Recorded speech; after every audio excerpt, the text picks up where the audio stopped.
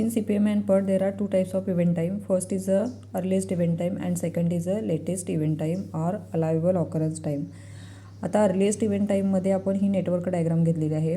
या नेटवर्क डायग्राममध्ये हे आहे टेल इव्हेंट आणि हे आहे हेड इव्हेंट आणि हा आहे ॲरो. यामध्ये ॲक्टिव्हिटी आपण नोटिफाय करतो टाईमनं TIJ. आता याला आय आणि याला जे दिलं आहे. आता टेल इव्हेंटला आपण TI म्हणतो आणि हेड इव्हेंटला TLJ.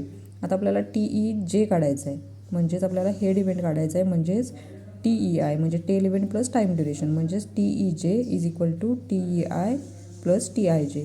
त्यानंतर लेटेस्ट इव्हेंट टाईम आता जर नोटिफाय आपल्याला करायचं असेल तर या नेटवर्क डायग्रामनुसार आपल्याला हा फॉरवर्ड ॲरो दिसतो. आता अर्लिएस्ट इव्हेंट टाईममध्ये फॉरवर्डला जातो आणि लेटेस्ट इव्हेंट टाईमला बॅकवर्डला येतो. आता इथं आपल्याला TLI नोटिफाय करायचं आहे. TLI कसं नोटिफाय करायचं तर TLJ मायनस TIJ म्हणजे head event minus time duration. अशा प्रकारे हे दोन अर्लिएस्ट इव्हेंट टाईम आणि लेटेस्ट इव्हेंट टाईमचे फॉर्म्युले आहेत.